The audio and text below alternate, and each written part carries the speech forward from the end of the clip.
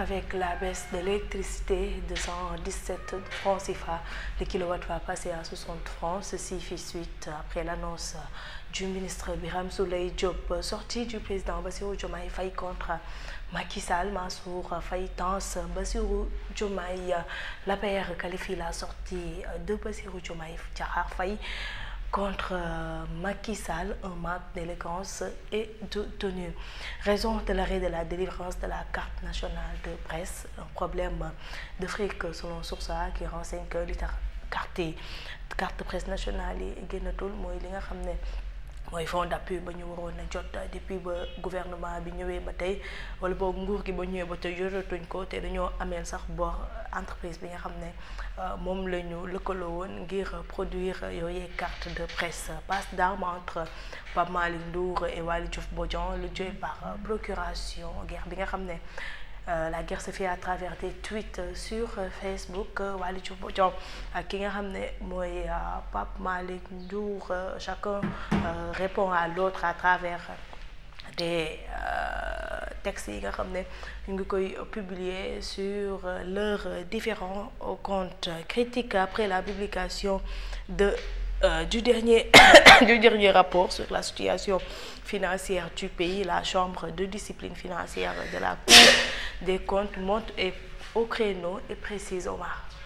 Effectivement, la chambre de discipline financière à travers son président, le magistrat Aliou Niane, nga xam ne nii def na ab déclaration la déclaration boo xam ne mu ngi ko def sax boo xoolee avant-hier, mais démb le vidéo bi gën a viral moom il est revenu un peu sur le rapport la Cour des comptes, wax par rapport ak yenn critiques yoo xam ne nii def nañ ko li nga xam ne nii moom mooy Cour des comptes. Wax nañ ci par rapport ak rapport yi nga xam ne nii nee nañ si ñëwuñu ko, mu nga xam ne ni dès l'instant que publier nañ ko si plateforme Cour des comptes day wane ni c'est un rapport la Cour des comptes. Leen li nag mooy les rapports ont bien été signés, en tout cas les rapports qui ont été remis, l'un au président de la République, l'autre au président de l'Assemblée nationale. Wax na aussi par rapport ak li ñuy naan bon Cour des comptes lan moo tax maanaam il s'est dédié en quelque sorte, mais il est revenu un peu sur la loi de règlement. Doon wax maanaam chaque année am na loi de règlement boo xam ne dañ koy voter au niveau de l'Assemblée nationale, ne ñoom waa Cour des comptes amoon nañu problème pour voter loi de règlement yooyu 10 ans yoo xam ne nii en fait ñoom ils hésitaient à faire voter cette loi de règlement parce que dañuy gis ay irrégularités yoo xam ne nii kenn du ci tontu. Léegi nag nee na teewul les députés seen wàllu bopp ñoom ils ont tenu à voter ces lois de règlement là. Donc c'est entre autres si points yi nga xam ne nii Aliou Niane, magistrat de la Cour des comptes, revenir na si leen li c'est par rapport ak l'Alliance pour la République qui a réagi à travers un communiqué pour fustiger un peu la sortie du président de la République Bassirou Diomaye Faye. Gis ni président de la République kàddu yi nga xam ne yëkkati na ko teg ko si ndoddu Macky Sall ñoom dañ koo ñaawlu parce que dañ dafa ne Macky Sall moom ba mu fiy jugee àll na ko avion présidentiel bi mu dem Umra mu ne ko ñaanal ma, mais teewul Macky Sall dafa am yu muy def si suuf. Donc Pape Malick Ndour tontu na ko, Mansour Faye tontu na ko, APR seen wàllu bopp tontu nañ ko. Waa APR nag ñoom di wax ni lépp loo xam ne nii réforme institutionnelle la ñoom dañuy laaj loolu bu fekkee ne dañ koy def mu jaar par voie référendaire, maanaam ñu laaj askan bi seen xalaat si loolu la. Leneen lii c'est par rapport ak ki nga xam ne nii mooy le ministre de l'énergie bi nga xam ne nii il a annoncé que prochainement dina am une baisse de 60 francs CFA sur le kilowattheure. Léegi nag nee na loolu bu ñu defee les réformes structurelles ba pare loolu dina am. Ce sont entre autres des sujets à la une de Source A. ci jéego ñu sa carte génn na mbaa recours contre la proposition. Carte de presse yi dama ko fàtte parce que fonds d'appui mooy aide à la presse bi bu ñuy joxe chaque année daf si amoon benn partie boo xam ne nii dañ ko doon jagleel pour confectionner les cartes de presse mais finalement ba léegi kenn jotagu ko dégg nañ nag président de la république wax na si ba ne sax même les entreprises yi nga xam ne nii dañ jotoon a def ay prestations les entreprises de presse yu jotoon a def ay prestations te seen xaalis boobu fay ñu leen ko moom nee na il va donner des instructions pour ñu fay leen ko nee na en tout cas bu fekkee ni ñoom fexe nañ ba mu xam ko mais en tout cas ce qu'on peut retenir sur carte de presse yi parce que carte de presse yi ça le problème parce que normalement les cartes de presse ça devait durer 3 ans man je pense que la carte de presse que j'ai en juin 2025 bi normalement war na ci la war a jeex donc ci loolu ce sont les explications en fait de la commission bi nga xam ne nii moom moo chargé sur les cartes de presse. D'accord. Les Échos, recours contre la proposition de loi Amadou Ba, le groupe Takku Wallu fait près des députés non inscrits. Un nouveau livre de Madiambal Diagne, Wade 1001 vies, les croustillants révélations sur Maître Wade. Selon Madiambal, l'auteur du livre, c'est un personnage attirant, captivant, attachant et généreux. Très généreux. Les révélations. Généreux bi noonu ci kanam da cee waroon def très. Les révélations sur l'affaire Maître Babacar Seye. Selon Amadou Ba, il m'a nommé DG des impôts et domaines sans me connaître. Ismaïla Madior Fall, Wade, chef d'État iconoclaste panafricaine authentique et le héros de la compétition démocratique. J'invite les États à tenir une grande cérémonie pour son centenaire en 2026. Inch'Allah daa war président Abdoulaye Wade mii wallaay daa war defal ko centenaire daa war de ñi fi nañ bàyyi loolu xel dafa war de waa ji yàlla na gudd fan rek daal. Accusé d'avoir engrossé une fille, Bilal Diatta, indexe un député de Pastef, interpelle Sonko. Ceci fait suite hier lors de son face-à-face avec la presse. Situation politique. L'APR déplore les ajustements, les complaintes et la recherche de bouc émissaire du régime. Incroyable mais vrai ba ñëw si. Le salon Sweet Beauté ouvre à nouveau ses portes au niveau de Ngor. Recasement avec une grande photo de Ndeye Khady Ndiaye à la porte. Si j'ai vu un article de Seneweb, on dirait que pour un peu plus renaître, il a changé de communication. Mooy am communication de crise boo demee ba nekk communication de crise pour nga jugaat il faut que nga changer face tuuti.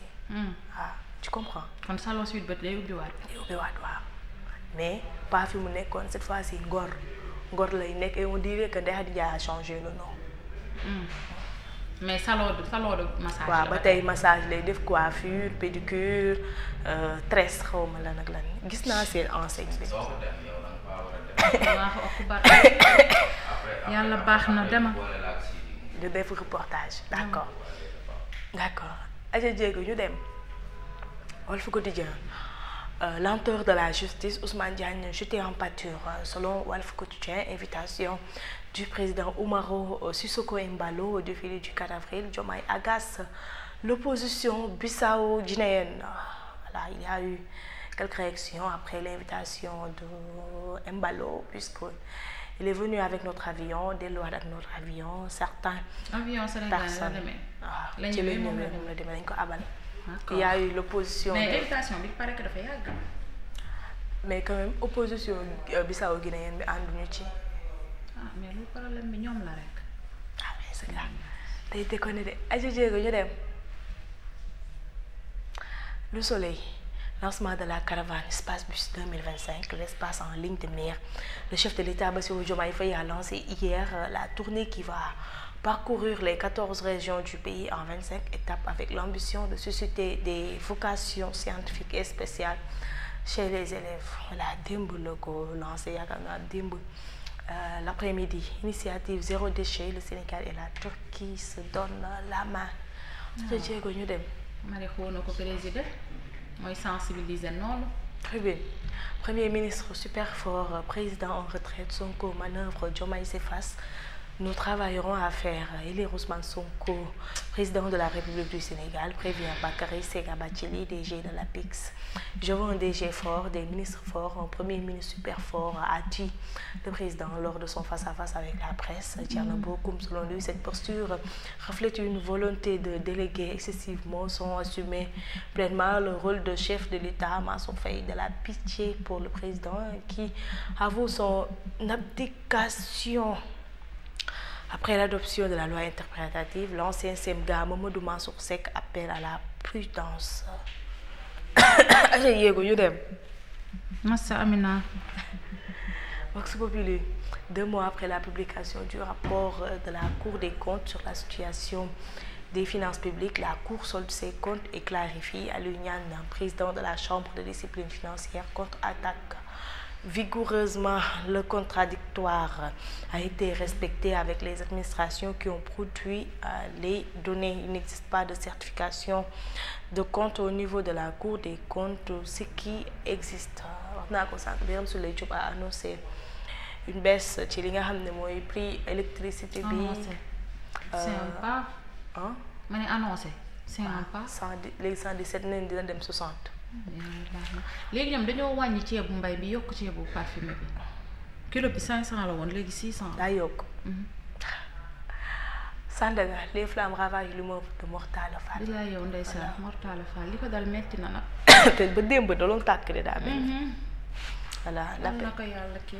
Après l'attaque du président Diomaye contre le président Macky Sall, la paire dénonce des propos et insinuations inqualifiables, manque d'élégance et de tenue. Ñu dem Diego. L'Observateur Rassayoun a accordé une interview à Babacar Ndiaye. L'interview brûlante, c'est le ministère de la Justice qui est directement concerné par la réponse du président Bassirou Diomaye. Il doit poser des actes forts pour accélérer la marche de la justice. Des injonctions émanant des autres autorités du régime précédent ont entravé le travail de la SNR. Oumar Sarr devrait même éprouver de la gêne à se prononcer sur la grave situation que traverse le pays. Bilal Diatta, accusé d'avoir mis enceinte une jeune fille, le maire Bilal Diatta organise sa défense. Les minutes de son face-à-face avec la presse hier. Bilal Diatta moom lañ ko jiiñ. maire Kër mu ni waa Pastef fa ko jiiñ. waaye ndaw sax. C'est eux dans eux. Aja Diego ñu dem. Une fille la engrossé. Une fille wala une femme. Fille. On dit qu'elle a 19 ans. 19 ans la am. Amagul 22 ans. 19 laa dégg Diego ñu dem. Yàlla baax na. daa jeex. Jeex na. Merci beaucoup Adjaratou Aminata. On te retrouve dans quelques instants. waaye nag suñu première dame bi moo sañse nag. C'est kii bi. mais la deuxième moo ko gën a sañse. moo gën a sañ moom yow débranché. Elle nous a rappelé Marème Faye.